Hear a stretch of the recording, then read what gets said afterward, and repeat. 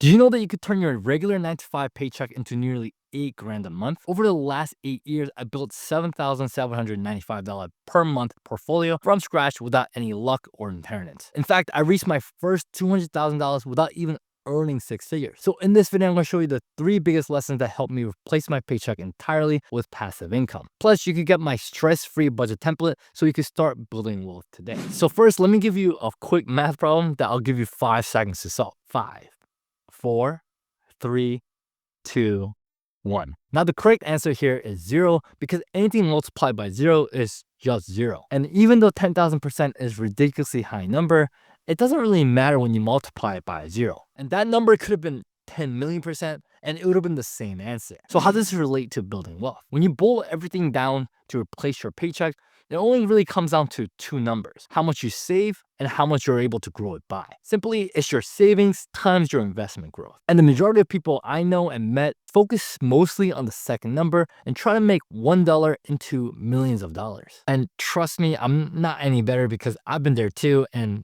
I'll share that in a little bit. Because let's say you have a coworker named Jim and he tells you over lunch that he invested in Amazon in 1997 and got 248,000% return on his investments. Like, you'll be impressed, right? And you would ask him, Jim, what are you still doing here then? And he tells you, oh no, like I just invested $1 into Amazon at the time. Then you would know that he grew his $1 to $2,480. Honestly, not bad, but let's be real. That's not really life-changing money. That's just a weekend trip, not early retirement. But imagine if Jim had saved and invested maybe $5,000 instead, and that same return would have made him multimillionaire. The difference, not the return, but it was the starting amount, the savings. And this is the part that most people miss. And they try so hard to chase the highest return, but ignore the thing that they actually have the most control over, which is how much they save. And if you're trying to build wealth, forget hitting lottery level returns. Instead, focus on consistently saving, cutting unnecessary expenses, and putting more of your income to work. Because here's the truth, even a modest return on a large saving will always beat a crazy return on nothing. And to give you some context, the average rate of return for the S&P 500 is around 10%. And if you account for inflation, that goes down to around 6 to 7%. So instead of asking, how can I get a 30% return? Start asking, how can I actually save an extra $300 a month? And that's the question that you have much more power to answer. Next, let me show you why money doesn't just disappear at the end of the month. So imagine this, you're starving after work on a Friday night and you pick up a pizza pie with 8 slices. Honestly, a solid dinner plan if you ask me. So you get home, you drop it on a table, you grab a drink, and then just collapse on the couch to just chill for a few minutes. And when you come back, 2 slices are already gone. You freak out and you look around the house, but no one's home. That's weird. Maybe you just miscounted. And you grab a couple of slices, sit down, turn on Netflix, and the next thing you know, you head back for more, and now there's only 3 slices left. And you're like, what?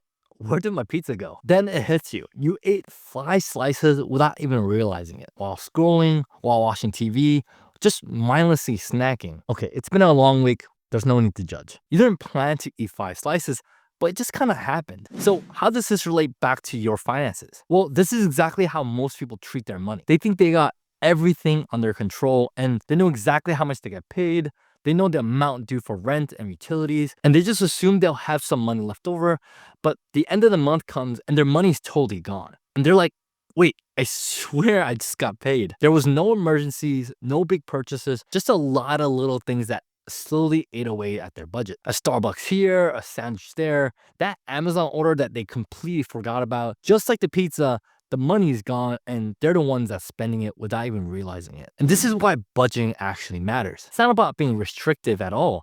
It's about being aware. And when you actually sit down and track where your money's going, you start becoming aware of where every dollar is going. And here's an easy way to do this. And you could grab the free budget template down in the description. But seriously, you could start a budget either on a spreadsheet or a piece of paper. And the whole purpose of a budget is to really understand how much you make and how much you spend and see how they compare. And here's how to get started. It's super simple. And the first step is to grab all of your bank statements, cash receipts, and anything that shows where your money went last month. And even if it's the end of the month now, just try to go back and track the previous months just so that it's easier to get a full picture. And from there, you want to write down all of your incomes and all of your expenses for that month. So in that way, create 3 columns, one for your income, one for fixed expenses like rent, some phone bills, things that don't really change month to month, and one for variable expenses like food, entertainment, random Amazon buys. And once you fill this out, you start noticing patterns. Maybe you find out that you're spending more than you earn, or maybe you find out that you're still paying for a subscription that you completely forgot about. Whatever it may be, it'll definitely be eye-opening the first time you do this and learn something that you wouldn't have known about otherwise. Next, let me share a mistake that I made,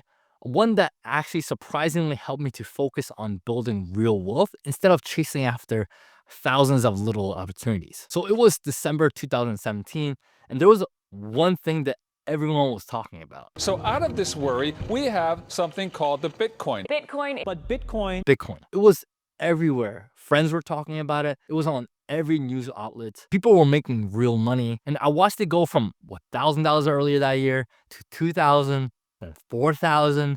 And then suddenly it hit $10,000. And that's when the panic kicked in, where I told myself that if I didn't get it now, I'm gonna miss out. So I did what most people do when they are just afraid of missing out. I told myself I'll throw in a little money and just see where it goes. So I ended up putting $3,000 of my own money when Bitcoin was around $15,000. Now notice I said put in money.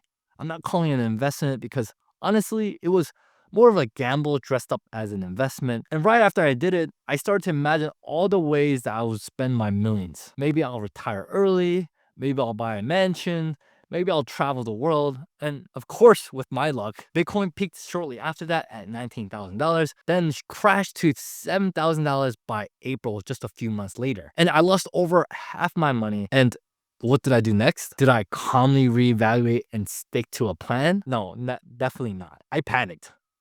I panicked hard. I basically sold what was left and then threw it into some random Bitcoin or random crypto coins, hoping to just make it all back.